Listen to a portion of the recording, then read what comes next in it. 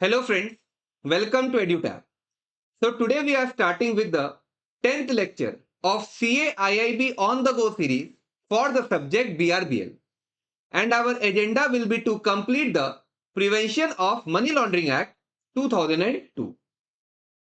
देखिए, entire course का one of the most interesting या कंसेप्चुअल टॉपिक्स है ये। एकदम ध्यान से बातों को सुनते चले जाना, बिकॉज मैं प्रैक्टिकल केस स्टडीज और एग्जाम्पल्स के थ्रू समझाने वाला हूं जिससे चीजें आपको रिलेटेबल लगे। तो लेकर प्रभु का नाम, आइए चर्चा शुरू करें। Now before moving ahead, let me inform you कि एड्यूटैप ने बहुत एफर्ट्स लेकर आप लोगों के लिए कुछ फ्री मटेरियल्स तैयार किए। तो डिस्क्रिप्शन बॉक्स में दिए गए लिंक पे क्लिक करने से एक ऐसा पेज खुल जाएगा। Now these e books contains most important topics, solve past year questions with answer key, practice MCQs and detailed syllabus। करना क्या है? You just need to fill your credentials, tick in this check box, तो ये ई book download हो जाएगा और एकदम एकदम मौज मस्ती से पढ़िए। Further we are going to launch some courses also, so stay tuned to our YouTube channel। तो अब बातें बहुत हो गई, पढ़ना शुरू करते हैं। आपका हुक्म सर आंखों पे। सो prevention of money laundering act 2002। Sir, हमें आप पहले थोड़ा एक इंट्रोडक्शन दीजिएगा, माइंड की थोड़ी नर्चरिंग कर दीजिए कि हम लोग इस एक्ट में घुस जाए, फिर आप आगे टेक्निकल चीजों में एंटर होना, ठीक है? तो 1999 में government of India introduced a draft bill on money laundering. फिर 2002 में पार्लियामेंट ने इसे एक एक्ट बना के पास कर दिया। फिर इन द ईयर 2003 प्रेसिडेंट का एक्सेंट मिला, and in 2005 it came in force। क्या ये पूरे भारत देश पे लगता है? यस। और कुल मिला के कितने सेक्शन है इसमें? 75। क्या हमें ऑल 75 सेक्शन पढ़ाए जाएंगे? नहीं, मैं आपको एक सरफेस लेवल अंडरस्टैंडिंग दे दूंगा जिससे एग्जाम्स में जो भी सवाल आ सकते हैं वो आप आराम से बना पाओगे। ओके सर, हम कौन सा एक्ट पढ़ने जा रहे हैं? Money laundering act. तो मनी का मतलब क्या होता है? पैसे। और लॉन्ड्री का क्या काम है? डर्टीनेस को क्लीन करना, गंदगी को साफ करना। आज आप कोई भी कपड़े लॉन्ड्री में देते हो तो वो क्या करता है? डर्टीनेस को क्लीन। तो मनी लॉन्ड्रिंग का क्या मतलब हुआ कि पैसे में जो दाग लगे हैं उन्हें साफ कर दो। दैट इज, ब्लैक मनी को व्हाइट कीजिए। जिसे मैं ये भी बोल सकता हूं कि टेंटेड मनी अनटेंटेड मनी बन गया। सो मनी मतलब रुपए, पैसे। लॉन्ड्री में आप डर्टीनेस को क्लीन करते हो, तो मनी लॉन्ड्रिंग मींस कि पैसे में जो दाग लगे हैं उन्हें क्लीन करना, ब्लैक मनी को व्हाइट बनाना या फिर टेंटेड मनी को अनटेंटेड मनी बनाना। अब तीन सवाल मेरे दिमाग में आ रहे हैं कि सर ब्लैक मनी का क्या मतलब हुआ? What do you mean by white money? और प्रैक्टिकली बताइए कि कैसे ब्लैक मनी को व्हाइट मनी में कन्वर्ट किया जाता है। अगर हमें इन तीनों सवालों के जवाब मिल गए ना, तो हमारा एक फाउंडेशन तैयार हो जाएगा। So what do you mean by white money? ऐसे पैसे जो आपने सही ढंग से कमाए, मतलब लीगली आपने कमाए हैं और उस पर जो भी टैक्स बनता है वो भी जमा कर दिया, उसे हम व्हाइट मनी कहते हैं। सर फिर से बोलिए। ऐसे पैसे जो मैंने सही ढंग से कमाए, आई अर्नड इट लीगली, और उस पर जो भी टैक्स बनता है ना वो गवर्नमेंट अथॉरिटीज को जमा कर दिया, we call such money as white money. पढ़ो कि it means money that is legally earn, properly accounted for, मतलब अपने बुक्स ऑफ अकाउंट्स में उसे ठीक से डिस्क्लोज भी किया है, और उस पर जो भी टैक्स बनता है I have deposited to the government authorities. तो ये तो समझ में आया।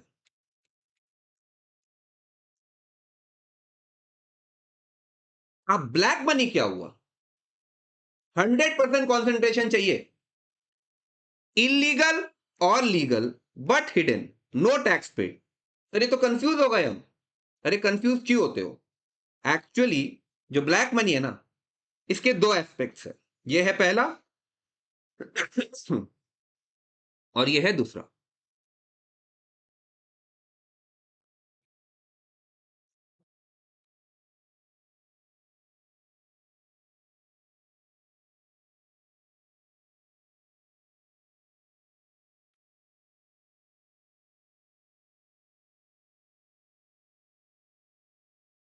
आपने कुछ ऐसी एक्टिविटीज की जो अगेंस्ट द लॉ है, जो लॉ के विरुद्ध है, और वो एक्टिविटीज करके अगर आपके पास कुछ पैसे आए तो उन्हें हम money earn from illegal activities कहते हैं। और क्या ये ब्लैक मनी का पार्ट है? हाँ सर, इसके कुछ एग्जांपल दे दीजिए। जैसे कि स्मगलिंग करना, ड्रग्स की ट्रैफिकिंग करना, घूस वगैरह देना, प्रोस्टिट्यूशन, लाइक किसी भी महिला या किसी भी औरत को किसी ऐसे जगह में आप इंडल्ज करने के लिए प्रोत्साहन दे रहे हो जो बिल्कुल भी सही नहीं है, या फिर इलीगल रैकेट्स में आप घुस गए। देखिए, smuggling means a person secretly brings gold into India without paying customs duty. आप अगर हमारे भारत देश में सोना वोना खरीद के ला रहे हो, लाने में कोई दिक्कत नहीं है, बट आप कस्टम ड्यूटी तो पेमेंट करो। अगर आपने वो ड्यूटी पेमेंट नहीं किया तो मैं इसे ब्लैक मानूंगा। फिर a gang sells narcotics and earn crore. Narcotic is a type of drugs, और ड्रग्स को बेचना इलीगल है, तो इससे अगर कुछ इनकम हुआ उसे भी हम ब्लैक ही मानेंगे। फिर ब्राइबरी एंड करप्शन, एक गवर्नमेंट ऑफिसर को हमने 5 लाख रुपए घूस दे दिए, ये भी ब्लैक मनी है। ये human trafficking and prostitution rackets. So money earn from illegal activities को हम ब्लैक मनी कहते हैं। ये तो दिमाग में फ्रीज हुआ। दूसरा एस्पेक्ट क्या है कि मैंने सही ढंग से पैसे कमाए, बट उस पे जो टैक्स बनता है ना, वो मैंने जमा नहीं किया। Here the income itself is legal, but the person hides its from the government to avoid paying tax. Sir इसके भी उदाहरण दीजिए। जैसे एक शॉपकीपर है, he sells goods worth ₹10 lakh, उसने 10 लाख का माल बेचा, बट वो अपने बुक्स ऑफ अकाउंट्स में शो कर रहा है कि मैंने केवल 5 लाख का ही माल बेचा है, तो बैलेंस 5 लाख जो उसने शो नहीं किया वो ब्लैक हो गया। फिर आप कोई फ्लैट वगैरह खरीदने जाते हो, तो फ्लैट का दाम 1 करोड़ है, और आप बायर को और आप बोलते हो कि मैं 70 लाख तो अपने बैंक अकाउंट से दे दूंगा, बैलेंस 30 लाख आप मुझसे कैश ले लीजिए। तो ये 30 लाख आपने कैश पेमेंट किया ना, ये है ब्लैक मनी।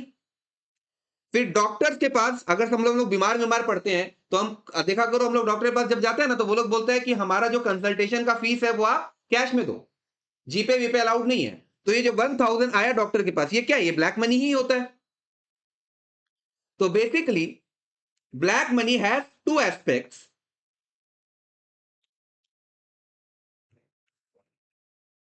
पहला, money earn from illegal activities, और दूसरा है मनी फ्रॉम लीगल, मतलब आपने सही ढंग से पैसे कमाए, बट उस पर जो टैक्स बनता है वो आपने नहीं दिया या फिर छुपा दिया। क्या ये ब्लैक मनी है? हाँ। क्या ये ब्लैक मनी है? यस। बट जब मैं prevention of money laundering act की बात करता हूं, मैं रिपीट कर दे रहा हूं कि ये भी ब्लैक मनी है, ये भी ब्लैक मनी है, but when I am specifically talking about the prevention of money laundering act 2002, यहां पे केवल और केवल इसे ही ब्लैक मनी कंसिडर किया गया है, as defined under section 2 sub section you of the PMLA act 2002। क्या ये ब्लैक मनी नहीं होता? ये होता है black money, but prevention of money laundering act के लिए इसे ब्लैक मनी कंसिडर नहीं किया जाता। ओके, सो टिल नाउ हमें दो सवालों के जवाब मिले। What do you mean by white money and what do you mean by black money? Practically ये समझने का प्रयास करना होगा कि हम लोग कैसे ब्लैक मनी को व्हाइट मनी में कन्वर्ट कर देते हैं। तो इसके 3 स्टेजेस है। पहला प्लेसमेंट, दूसरा लेयरिंग और तीसरा है इंटीग्रेशन। इसी क्रोनोलॉजी में याद रखना होगा, प्लेसमेंट, लेयरिंग, इंटीग्रेशन, PLI। तो what do you mean by placement? कि आपने जो इलीगल मनी कमाए, आपने ये इलीगल एक्टिविटीज करके जो पैसे कमाए हैं, उसे इंट्रोड्यूस कर दिया है इनटू द इकोनॉमी और द फाइनेंशियल सिस्टम्स। फिर लेयरिंग में आप मल्टीपल ट्रांजैक्शंस में एंटर करोगे जिससे अल्टीमेट ओरिजिन या अल्टीमेट सोर्स छुप जाए। और integration involve successfully converting that black money into white money, means you are bringing the money back into the economy in a form that appears legal and legitimate। मतलब black money को आपने white money में convert कर दिया। Sir ये तो आप plane reading कर रहे हो, आप तो बोले थे कि आप प्रैक्टिकली एग्जाम्पल के थ्रू समझाओगे, अब आप अपनी बात से फिर रहे हो। नहीं, मैंने जो कहा वो मैं करूंगा। ये है प्लेसमेंट के लिए, this will be for layering, और ये है इंटीग्रेशन। सर आप इतना डिटेल में क्यों बता रहे हो? एक बार ये कंसेप्ट अगर दिमाग में फिट हो गया ना, तो आगे जितनी भी चीजें हैं वो एकदम सिंपल और आसान ही लगने वाली है। ठीक है, और मजा आएगा इसे, ध्यान से सुनना। एक बंदा है mister x, he earns 10 lakh in cash. इसने 10 लाख रुपए कमाए, कैसे? बाई डूइंग इलीगल एक्टिविटीज से गैम्बलिंग। तो क्या ये 10 लाख रुपया ब्लैक मनी हुआ या नहीं हुआ? पहले तो इस बात को एक्नॉलेज करो। हाँ सर ये ब्लैक मनी है, क्योंकि गैम्बलिंग हमारे देश में अलाउड नहीं है। अब मिस्टर एक्स के पास ये 10 लाख ऐसे पड़े हुए हैं, वो देख रहा है यार मेरे को इसको व्हाइट मनी में कन्वर्ट करना है, कैसे करूं? पहला ऑप्शन, मैं बैंक में जाता हूं और ये 10 लाख रुपए जमा कर दूंगा। आपको ये ऑप्शन वायबल लग रहा है? बैंक वाला तुरंत पूछेगा कि अब कब सडनली 10 लाख कैश कहां से आ गया भैया? तो this option is not viable. दूसरा ऑप्शन क्या है कि क्यों ना मैं सिर्फ और सिर्फ 35,000 अपने पर्सनल बैंक अकाउंट में जमा करूं, 40,000 ईच, 40,000 रुपए ईच अपने 10 फ्रेंड्स के बैंक अकाउंट में जमा कर दिया जाए, फिर 40,000 ईच अपने 10 रिलेटिव के बैंक अकाउंट में जमा कर दूं। तो देखो 35,000 प्लस 40,000 इंटू 10, 4 लाख, ये भी 40,000 इंटू 10, 4 लाख, तो 8,35,000 का हिसाब यहां हो गया। और बैलेंस 1,65,000 मैंने अपने बिजनेस में इंट्रोड्यूस कर दिया। तो फुल 10 लाख का देखो ब्यौरा आ चुका। 35,000 in the personal bank account, 40,000 each in my दोस्तों के bank account, 40,000 each in my relative के bank account, and 1,65,000 I have introduce in my business. तो this option is not viable, यही ऑप्शन सही लग रहा है अभी तक तो। So what do you mean by placement? Introduced illegal money of 10 lakh into the financial system or economy। देखो जब मैंने इस ऑप्शन 2 को अवेल किया तो मेरा कैश जो था, जो 10 लाख रुपए कैश थे, वो मेरे बैंक में कन्वर्ट हो गए। देखो ये 35,000 भी बैंक में, 4 लाख भी बैंक में, ये भी 4 लाख बैंक में, 1,65,000 बैंक में। तो इसे ही हम प्लेसमेंट कहते हैं। पढ़िए, when you are introducing your illegal money of 10 lakh into the financial system, financial system तो बैंक है, we call it placement। But placement stage में थोड़ा प्रॉब्लम है कि मनी तो अभी भी इलीगल ही है, मनी स्टिल इलीगल। हाँ बट ये सिस्टम के अंदर जा चुका। सिस्टम में कैसे गया? As it is present in multiple bank accounts. तो प्लेसमेंट का दूसरा, प्लेसमेंट के बाद अगला स्टेज होता है लेयरिंग। अब लेयरिंग में क्या हो रहा है देखिए, जो 35,000 मेरे पर्सनल बैंक अकाउंट में थे उससे मैंने सिल्वर कॉइन्स खरीद लिए। 4 लाख जो मैंने अपने दोस्तों को दिया था, फ्रेंड्स के बैंक अकाउंट में पड़े थे, उनसे मैंने कहा कि भाई एक काम कर, तू 1,60,000 का रिलायंस का शेयर खरीद, 1,60,000 का सीडीएसएल का शेयर परचेज कर ले, और 80,000 का तू टाटा पावर का शेयर खरीद ले। तो 1,60,000 प्लस 1,60,000 और 80,000, ये 4 लाख हो गया। फिर मैंने अपने रिलेटिव से कहा कि आपके पास भी 4 लाख है ना, तो आप 2.5 लाख का एक रोलेक्स का घड़ी खरीद लीजिए। देखो ऐसे 2.5 लाख में रोलेक्स का वॉच आता नहीं है, बट एग्जाम्पल के लिए मैंने कह दिया कि 2.5 लाख का आप रोलेक्स का वॉच ले लो और 1.5 लाख का पेंटिंग खरीद लीजिए। और जो 1,65,000 मैंने अपने बिजनेस में इंट्रोड्यूस किए थे, उससे मैंने इन्वेंट्री परचेज कर लिया। तो ये पूरे काम को ही हम लेयरिंग कहते हैं। तो it is the second stage of money laundering. पहला स्टेज प्लेसमेंट है, तो ये दूसरा स्टेज है। It involves carrying out multiple complex financial transactions. क्या मैंने मल्टीपल ट्रांजैक्शंस एंटर किए कि नहीं किए? 35,000 का मैंने सिल्वर कॉइन्स ले लिया, 4 लाख में मैंने कुछ रिलायंस के शेयर, कुछ सीडीएसएल के शेयर, कुछ टाटा पावर्स के शेयर परचेज किए, फिर 4 लाख से मैंने रोलेक्स का वॉच पेंटिंग देखा और मैंने इन्वेंट्री भी परचेज कर दिया। So I have entered into multiple complex financial transactions. Money ने अपना फॉर्म चेंज कर लिया है। जो 10 लाख रुपए जो कभी कैश के फॉर्म में थे, अब उसका form silver coins, share, paintings, Rolex watch, inventory के में आ गया। फिर money is moving through different channels and origin is being disguised to confuse the investigating authorities. ये 10 लाख रुपए जो मैंने गैम्बलिंग से कमाए थे, अल्टीमेट ओरिजिन या सोर्स तो वही था ना, तो उसको तो मैंने छुपा ही दिया कि अब वो 10 लाख रुपए बट चुके हैं in the form of silver coins, in the form of share, in the form of Rolex watch, in the form of painting and in the form of inventory. तो फिर से एक बार पढ़ो कि placement means introducing illegal money into the financial system और economy. Illegal money 10 lakh का है और फाइनेंशियल सिस्टम हमारा बैंक है। यहां पे जो कैश था 10 लाख का, इसे मैंने कन्वर्ट कर दिया इनटू बैंक अकाउंट, मतलब बैंक में चले गए वो पैसे। हालांकि मनी अभी भी इलीगल है बट सिस्टम के अंदर जा चुका, तो अथॉरिटीज तो इसे आसानी से ट्रेस कर ही सकते हैं, इसलिए लेयरिंग का स्टेज आया है। It is the second stage. It involves carrying out multiple complex financial transactions. यहां मनी अपना फॉर्म चेंज कर देता है। Money is moving through different channels. Money move कर रहा है through different channels. Origin is being disguised to confuse the investigating authorities.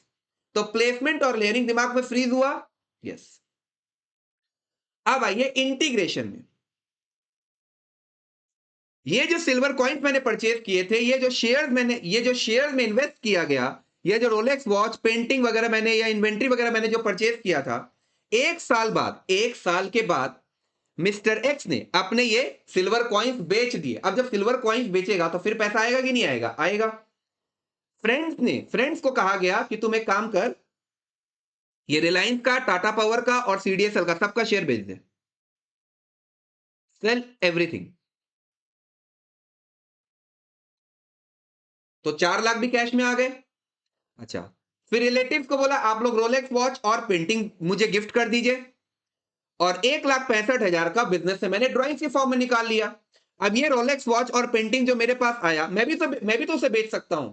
तो ध्यान से ऑब्जर्व करो, जो 10 लाख रुपया कैश के फॉर्म में था, जो 10 लाख रुपया इनिशियली कैश के फॉर्म में था, अब वो 10 लाख मेरे बैंक अकाउंट में पड़ा है। और गवर्नमेंट का कोई बंदा उठ के ये नहीं बोल सकता, एक क्वेश्चन नहीं उठ सकता कि इसमें एक भी पैसा ब्लैक मनी है। I have successfully converted that black money into white money in such a smart way that government authorities या government cannot trace it at all. इसे ही कहा जाता है integration, bringing the money back into the economy in a form that appears legal and legitimate. Means you have converted or successfully converted the black money into white money. Okay. So these are the three stages of money laundering. पहला placement, introducing illegal money into the financial system और economy. Layering में आप multiple transactions में enter होगे जिससे ultimate origin या source छुप जाए। और इंटीग्रेशन में you are bringing the money back into the economy which appears legal और legitimate. It means you have successfully converted the black money into white money. तो ये खत्म, दिस इज ऑल्सो डन, और ये भी समाप्त। तो इस एक्ट का एक जबरदस्त बेस, एक जबरदस्त फाउंडेशन तैयार हो चुका है। अब जो भी चीजें पढ़ने वाले हैं ना, आपको आसानी लगेंगे। Okay, so what is the content of this act? पहला, ऑब्जेक्टिव क्या है, इस एक्ट का क्या ऑब्जेक्टिव है। फिर section 2 subsection you, section 3 section 4, फिर section 11A, 12, 12A, 12AA and 13। Sir ये फटाफट हो जाएगा क्या? हाँ फटाफट होगा, अब ज्यादा टाइम नहीं लगने वाला। So what is the objective of PMLA act 2002? मैं नहीं बताने वाला, आप खुद दिमाग लगाओ क्या होना चाहिए ऑब्जेक्टिव। देखिए सर, मनी लॉन्ड्रिंग का मतलब होता है ब्लैक मनी को व्हाइट मनी में कन्वर्ट करना। तो इस एक्ट का ऑब्जेक्टिव क्या होगा? प्रिवेंट करना मनी लॉन्ड्रिंग को। हम चाहेंगे ना कि लोग कम से कम ब्लैक मनी को व्हाइट मनी में कन्वर्ट करें।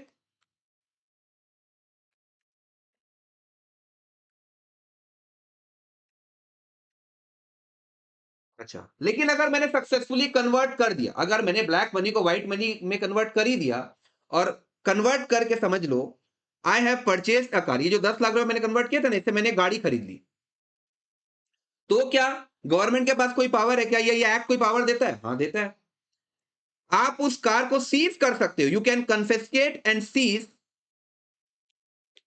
The 10 lakh rupees car that you have derived from laundered money. तो पहला ऑब्जेक्टिव क्या है? Prevent money laundering. और दूसरा, अगर आपने मनी लॉन्ड्रिंग करके कोई प्रॉपर्टी डिराइव कर लिया तो उसे भी हम सीज कर लेंगे, कन्फिस्केट कर लेंगे। तो ऑब्जेक्टिव तो हुआ समाप्त। बताओ समझने में कहीं कोई दिक्कत? नहीं सर, अब तो आसान लग रहा है। फिर सेक्शन 2 सबसेक्शन यू, ये ऑलरेडी बताया हुआ है, देख लो।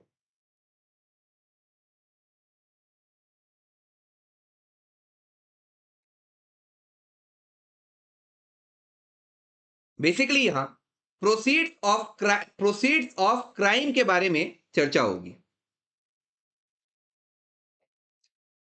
शेड्यूल्ड ऑफेंस कमिट करके अगर आपके पास कोई पैसे या प्रॉपर्टी आई, शेड्यूल्ड ऑफेंस करके अगर आपके पास कोई पैसे या प्रॉपर्टी आई, तो उस मनी और प्रॉपर्टी को ही हम प्रोसीड्स ऑफ क्राइम कहते हैं। एकदम आसान शब्दों में, proceeds of crime means black money.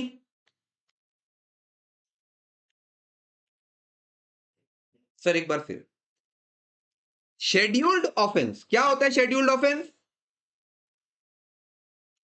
Act में इसे कैटेगराइज किया गया है under 3 part, part A, part B, part C, जिसमें Indian penal code, narcotic drugs, psychotropic substances act, arms explosive, wild life, antiques, arts या चाइल्ड लेबर, इन type के offences में अगर आप एंगेज होते हो ना, तो उसे हम शेड्यूल्ड ऑफेंस कहते हैं।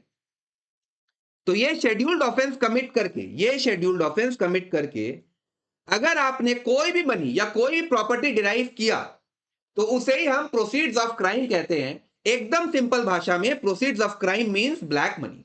रीड कि it means any property derived और obtained directly or indirectly by any person as a result of criminal activity relating to a scheduled offense. तो ऑब्जेक्टिव खत्म, सेक्शन 2 सबसेक्शन यू भी समाप्त। फिर आइए सेक्शन 3 में, ऑफेंस ऑफ मनी लॉन्ड्रिंग। कुछ नहीं है ये, ब्लैक मनी को कन्वर्ट करना इनटू व्हाइट मनी, जिसे मैं ये भी बोल सकता हूं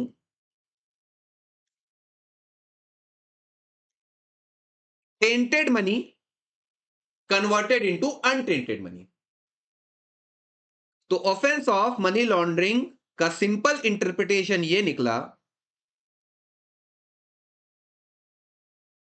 कि ब्लैक मनी को कन्वर्ट करना इनटू व्हाइट मनी, या फिर tainted money converted into untainted money. Read sir, इसमें आप कुछ नहीं समझाने वाले, अरे ऑलरेडी समझा चुका हूं कि a person commits the offence of money laundering if they are found to have directly or indirectly engaged in, assisted or been involved in any of the following processes or activities relating to the proceeds of crime। जैसे black money को आपने छुपाया, possession में, acquisition है, use है, फिर projecting it as untainted property, मैंने कहा ना टेंटेड को अनटेंटेड बनाना, या क्लेमिंग एज अनटेंटेड प्रॉपर्टी। तो ऑफेंस ऑफ मनी लॉन्ड्रिंग में कुछ भी नई बातें जानने को नहीं मिली, ऑलरेडी जो अंडरस्टैंडिंग डेवलप थी उसे बस कनेक्ट कर दिया। ओके अच्छा, if I have committed the offence of money laundering, तो मेरी प्रॉपर्टी तो सीज करेगा गवर्नमेंट अथॉरिटीज, ये बात फाइनल है, ये हमें पता भी है। मुझे कोई सजा नहीं मिलेगी, मुझे कोई जेल नहीं होगा, जेल होगा। कि anyone guilty of money laundering can be imprisoned for 3 to 7 years, minimum 3 साल की जेल है और मैक्सिमम 7 साल। केवल जेल, नो फाइन, फाइन भी लगने वाला है। अच्छा, if the crime involve offences listed under narcotic drugs and psychotropic substances act, अगर आपका क्राइम ये नार्कोटिक ड्रग्स और साइकोट्रोपिक सब्सटेंसेस एक्ट में फॉल कर गया ना, तब तो आप बचने वाले ही नहीं हो, क्योंकि इंप्रिजनमेंट 10 साल तक एक्सटेंड हो सकता है। ये 7 साल है ना, ये 10 साल बन जाएगा। तो एकदम बच के रहना है। हम लोग कोई ब्लैक मनी को नहीं कन्वर्ट करने वाले इनटू व्हाइट मनी। और एग्जाम के लिए specifically section 4 is very very important. हम लोग अपना जब सीए का एग्जाम दिए थे तो वहां पर भी ये सवाल हर टर्म में आया है। पता नहीं क्या ऑब्सेशन है ICAI, institute of chartered accountants of India का, इस पर्टिकुलर एरिया में, एंड आई थिंक आईआईबीएफ का भी इसमें इंक्लिनेशन होगा ही होगा। तो क्या आप इसे भूलोगे? No, very very important. और यह भी याद रखना कि there are 3 stages of money laundering: placement, layering, integration. Okay,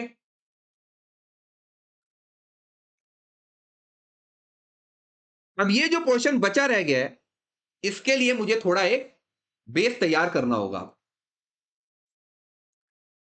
तो basically we need to understand what are reporting entities और फाइनेंशियल इंटेलिजेंस यूनिट कौन होते हैं, क्या होते हैं ये सब। ध्यान से सुनिएगा।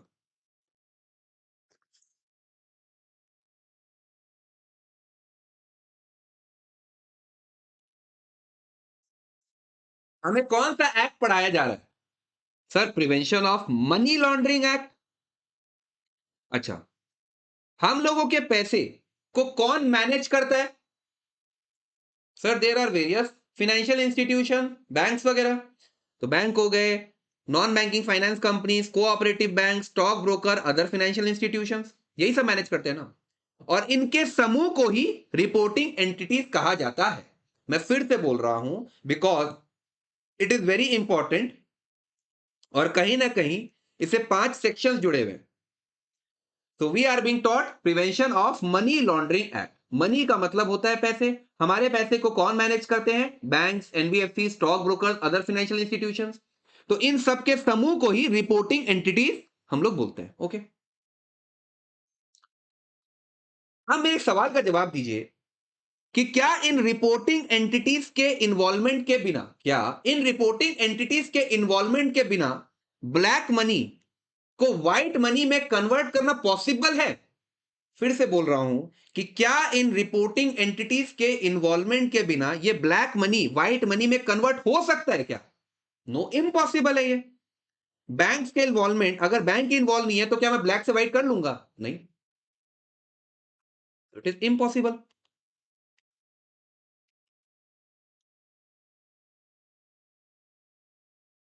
So till now we came to know कि it is the reporting entities जो हमारे पैसे को मैनेज करते हैं, और without their involvement black money can never be converted into white money. So as a result of which Prevention of Money Laundering Act 2002, Prevention of Money Laundering Act 2002 ने in reporting entities पे कुछ obligations डाले हैं। So this act has casted some obligations on the reporting entity.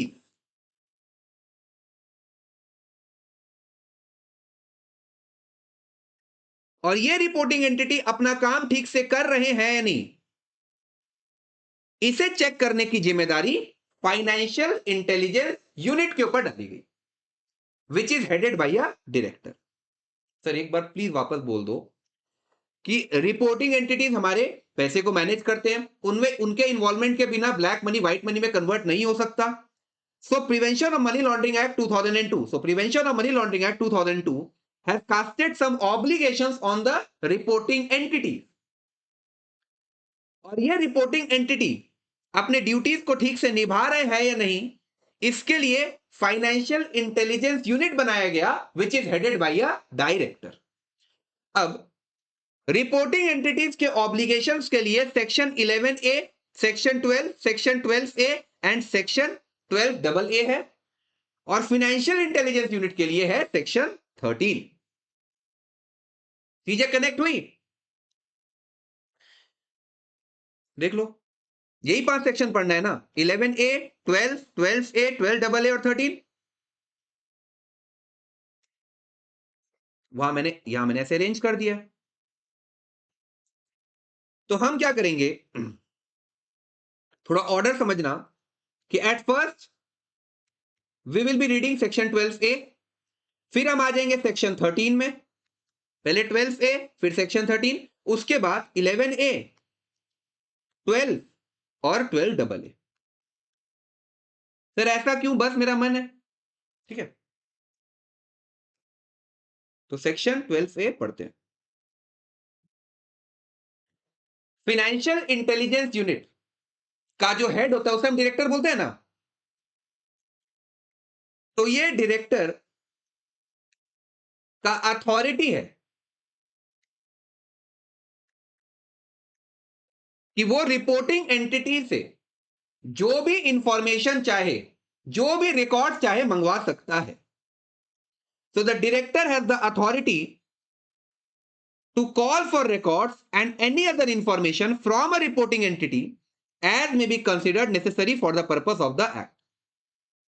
अच्छा, director ने records information मंगवाए, तो क्या रिपोर्टिंग एंटिटी को सबमिट करना अनिवार्य है? Yes, every reporting entity is required to furnish such information to the director within the time period और in the manner specified by him. जिस मैनर में डायरेक्टर ने वो इंफॉर्मेशन रिकॉर्ड मंगवाए थे और जिस टाइम लिमिट में आपको सबमिट करना, वो सब कुछ रिपोर्टिंग एंटिटी को फॉलो करना होगा। अगर रिपोर्टिंग एंटिटी बोले कि मैं फॉलो करने वाली नहीं हूं, तो क्या डायरेक्टर उन पे फाइन लगा सकता है? हाँ, फाइन भी लग सकता है। सर कितना फाइन लगेगा? 10,000 से 1 lakh. Okay, so section 13 empowers the director to impose fine for non-compliance. The director may issue warnings, give specific directives, mandate regular reporting or impose fine ranging from 10,000 to 1 lakh for each such violation. तो simple ही था, 12A खत्म और 13 भी समाप्त। अब बाकी ये 3 section जो बचे रह गए हैं, इसे बस रीड करो। Section 11A is an obligation on the reporting entity. Reporting entity मतलब आप बैंक्स पकड़ लीजिए, और भी काफी सारे हैं, एनबीएफसीज हैं, स्टॉक ब्रोकर हैं, लेकिन मैं डिस्कशन को थोड़ा सिंपल रखने के लिए सिर्फ और सिर्फ बैंक्स ही कह रहा हूं। 12 में भी वही रिपोर्टिंग एंटिटी, 12A में भी वही रिपोर्टिंग एंटिटी है, ठीक है। तो every reporting entity shall verify the identity of the clients and the beneficial owner. आज अगर मैं किसी बैंक में जाके अपना करंट अकाउंट या फिर रिकरिंग अकाउंट या फिक्स डिपॉजिट अकाउंट खुलवाता हूं, तो क्या वो लोग मेरा आइडेंटिटी को वेरीफाई करने के लिए कुछ ना कुछ Aadhaar card, PAN card, voter card वगैरह लेंगे कि नहीं लेंगे? तो हर एक रिपोर्टिंग एंटिटी को अपने क्लाइंट्स के आइडेंटिटी को वेरीफाई करना चाहिए। अब ये आइडेंटिटी कैसे वेरीफाई होगी? Through my Aadhaar card, through my passport और any other officially valid document और modes as may be notified by the central government. अगर बैंक बोलता है ना कि हमें सिर्फ और सिर्फ आधार कार्ड ही चाहिए, तो चलबे ना, उन्हें ये एक्ट पढ़ा देना। आधार कार्ड के साथ साथ आप आधार कार्ड तो चलेगा ही, उसके जगह पासपोर्ट भी अलाउड है। ओके, अच्छा, तो इंडिविजुअल के लिए कौन कौन से डॉक्यूमेंट्स हुए? आधार, पासपोर्ट। ऐसे ही अगर कंपनी चाहे तो वो भी तो अपना अकाउंट खुलवा सकती है, तो उन लोग के लिए क्या क्या डॉक्यूमेंट है? Certificate of incorporation, memorandum, articles of association, board resolution या फिर any other officially valid document for the purpose operating the account. ऐसे पार्टनरशिप फर्म के लिए क्या डॉक्यूमेंट्स होंगे? रजिस्ट्रेशन सर्टिफिकेट, पार्टनरशिप डीड या फिर officially valid document for the purpose acting in the transaction. Same आपका ट्रस्ट के लिए भी है, जैसे पार्टनरशिप फर्म में रजिस्ट्रेशन सर्टिफिकेट है, वैसे ट्रस्ट में भी रजिस्ट्रेशन सर्टिफिकेट है। पार्टनरशिप फर्म में पार्टनरशिप डीड है, वैसे ही ट्रस्ट में ट्रस्ट डीड है।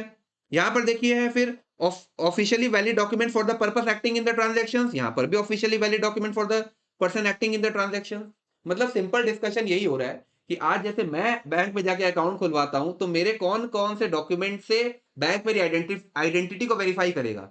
सिमिलर केस में एक कंपनी अगर जाए तो उनके लिए कौन से डॉक्यूमेंट्स होंगे, ऐसे अगर पार्टनरशिप फर्म जाए तो उनके लिए कौन से डॉक्यूमेंट्स होंगे, ऐसे ट्रस्ट के लिए कौन से डॉक्यूमेंट्स होंगे। अनइनकॉर्पोरेटेड एसोसिएशन के केस में आप रेजोल्यूशन देखो मैनेजिंग बॉडी का, पावर ऑफ अटॉर्नी या information required by the bank to establish the legal existence of the association और बॉडी ऑफ इंडिविजुअल्स। सिंपल है, इसमें कुछ समझने जैसा नहीं था। तो यहां सेक्शन 11A भी समाप्त। फिर सेक्शन 12, मैंने ये मेरे जैसे 500 कस्टमर्स ने एक्सिस बैंक में जाके अकाउंट खुलवा लिया, तो वो सारे डॉक्यूमेंट्स को मेंटेन ठीक से करने की जिम्मेदारी भी तो बैंक की है ना। बैंक को ये इंश्योर करना पड़ेगा कि मेरे कॉन्फिडेंशियलिटी लीक ना हो जाए। आज कस्टमर तो अपना काफी प्राइवेट चीज भी बैंक को बताता है। फॉर्म में देखा करो कितने सारे सवाल वो लोग पूछते हैं कि मेरे मम्मी का क्या नाम है, मेरे पापा का क्या नाम है, मेरी मम्मी को कोई डिजीज है या नहीं है, मेरे पापा को कोई डिजीज है या नहीं है। हम लोग मेडिक्लेम वगैरह करवाने जाते हैं, आजकल सब कुछ इंटीग्रेटेड है। ये मत समझना कि हम लोग मेडिक्लेम करवाने जाएंगे तो बैंक से सब कुछ जुड़ा हुआ है। तो every reporting entities must keep a record of all the transactions. हम लोग बैंक में अगर अकाउंट खुलवाए हैं तो हम लोग ट्रांजैक्शंस भी करेंगे, तो वो ट्रांजैक्शंस का सारा रिकॉर्ड को मेंटेन करने की जिम्मेदारी भी उन्हीं की है।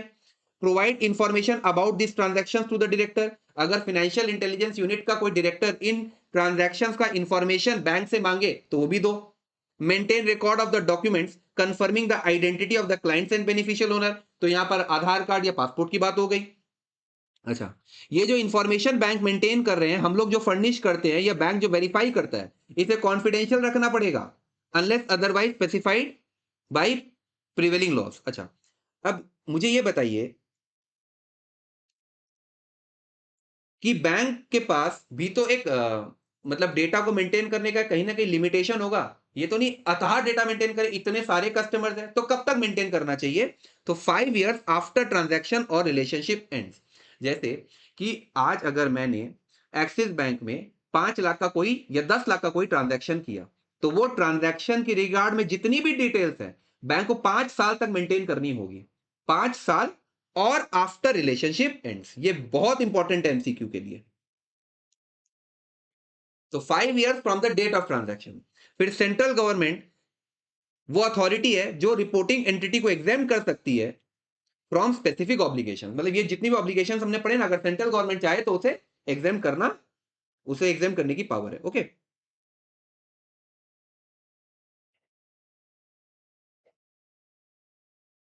अब बैंक कौन कौन से इंफॉर्मेशन मेंटेन करेंगे? तो देखिए, नेचर ऑफ ट्रांजैक्शंस, वो कैपिटल नेचर का ट्रांजैक्शन है कि रेवेन्यू नेचर का ट्रांजैक्शन है। जैसे समझ लो कि आज अगर मैं अपने एम्प्लॉय को सैलरी देता हूं तो वो रेवेन्यू नेचर का ट्रांजैक्शन हो गया। मैंने एक एसेट खरीदा, कोई फिक्स एसेट खरीद लिया, तो वो आपका कैपिटल नेचर का ट्रांजैक्शन है। फिर पार्टीज टू द ट्रांजैक्शन, जैसे if I have purchase the air conditioner तो आई एम अ पार्टी, और जिससे मैंने वो एयर कंडीशनर परचेज किया वो भी एक पार्टी है। फिर डेट ऑफ ट्रांजैक्शन, किस दिन मैंने खरीदा और पैसे मैंने कैसे दिए, कितना अमाउंट। अगर एसी का दाम 50,000 है तो मैंने 50,000 रुपए इन इंडियन रुपीज दिया, तो अमाउंट एंड करेंसी। तो according to prevention of money laundering maintenance of record rules 2004, the records must contain all necessary information to permit the reconstruction of individual transactions। reconstruction of individual transactions का क्या मतलब हुआ sir? जैसे मैंने suddenly, मेरा आमतौर पे बैंक में समझ लो 2-5 लाख रुपए का ट्रांजैक्शन होता रहता है, ठीक है। अब सडनली मैंने 1 करोड़ का ट्रांजैक्शन कर लिया सडनली, तो फाइनेंशियल इंटेलिजेंस यूनिट का जो डायरेक्टर है वो तो पूछेगा ना, भैया इसके बैंक अकाउंट में सडनली 1 करोड़ का ट्रांजैक्शन कैसे हुआ?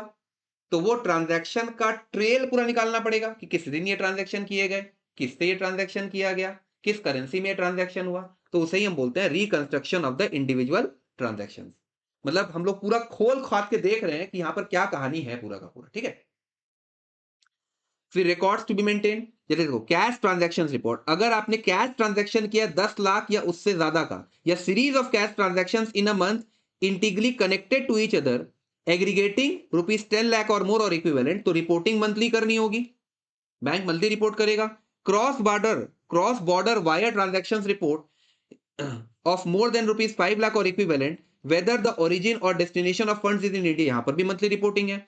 Non profit organisations report 10 lakhs और इक्विवेलेंट मंथली।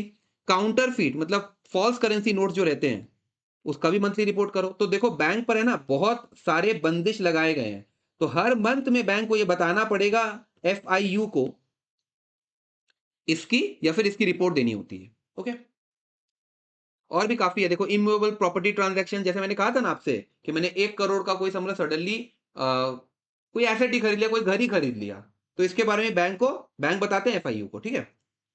फिर सस्पिशियस ट्रांजैक्शंस, कि ऐसी कोई भी ट्रांजैक्शन जिसमें हमें थोड़ी संदेह है, वेदर और नॉट मेड इन कैश, जरूरी नहीं है वो कैश में हो, बैंक अकाउंट से भी हो सकता है, like deposits and withdrawals in any currency using cheques, pay order, demand draft, transfers within the same institution including nostro and vostro account, credits और debits in non monetary account such as demat account. तो within 7 working days, इसमें तुरंत report करो, यहां महीने की बात नहीं है, तो विद इन 7 वर्किंग डेज आपको बताना होगा।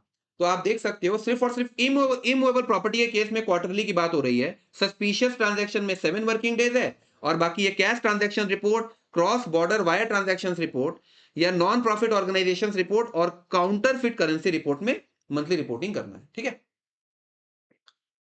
तो 11A हो गया, 12 हो गया, 12A हो गया और 13 हो गया। अब आइए 12AA में।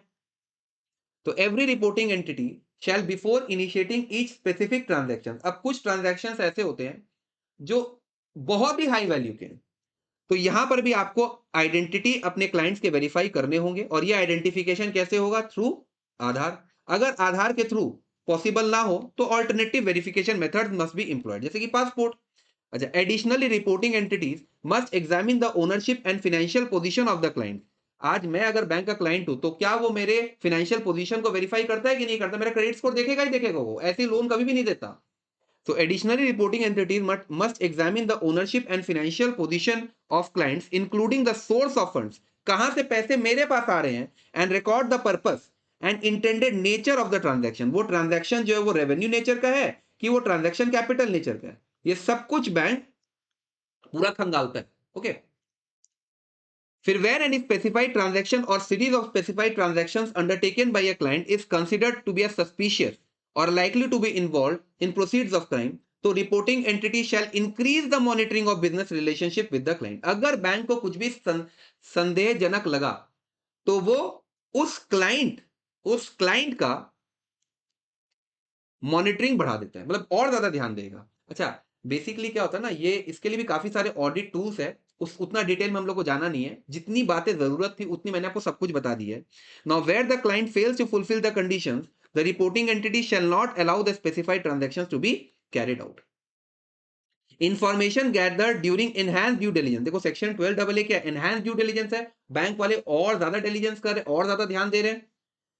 तो information gather during enhance due diligence measures must be maintained for 5 years from the transaction date between a client and the reporting entity। तो ये बात मैंने पहले भी आपको बताई थी, कौन से सेक्शन में? सेक्शन 12 में।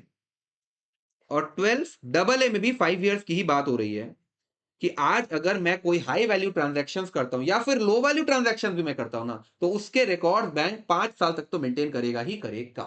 ओके, या फिर समझ लो कि मैंने एक्सिस बैंक में अपना अकाउंट खुलवाया और 6 महीने में मैंने बंद कर दिया, तब फिर उसका तो कोई वो नहीं होता है ना। तो वही लिखा हुआ है कि 5 ईयर तक तो भैया आप रखिए रखिए, और after the relationship ends. Okay, specified transaction enhance due diligence कौन कौन से ट्रांजैक्शंस के रिगार्ड में होती है? कैश विड्रॉवल्स और deposits exceeding a certain amount, foreign exchange transactions, high value आपने इंपोर्ट या रेमिटेंस किया, या एनी अदर ट्रांजैक्शंस और classes of transactions deemed high risk for money laundering और terrorist financing as prescribed. So this was all about the prevention of money laundering act.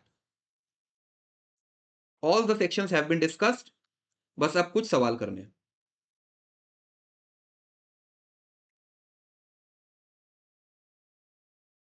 ये question number 1 है, ये थोड़ा गड़बड़ हो गया, ये 2 और ये 3, ठीक है चलो।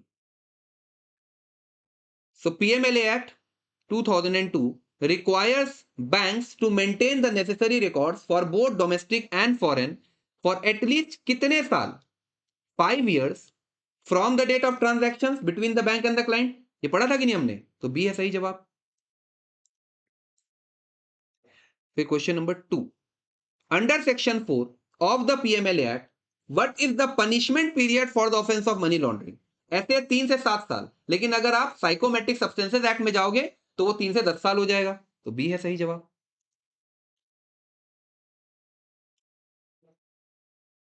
फिर under the PMLA act records of transactions are required to be maintained by a reporting entity for what period?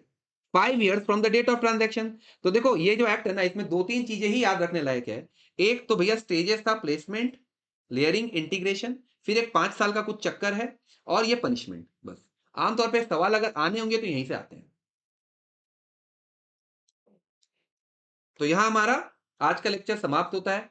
I think so आपको बहुत मजा आ रहा होगा हमारा ये CA IIB on the go series में। आप लोगों का लाइक और कमेंट का हमेशा मैं इंतजार करता हूं, मैं जरूर देखता हूं कि इफ इन केस मुझसे भी कुछ कमियां रह गई हैं तो आप लोग जरूर से उसे लिखा कीजिए, बिकॉज देखिए मैं भी परफेक्ट नहीं हूं और आप लोगों के सजेशंस के द्वारा ही मैं अपने आप को और इंप्रूव या एलिवेट या एनहांस कर सकता हूं।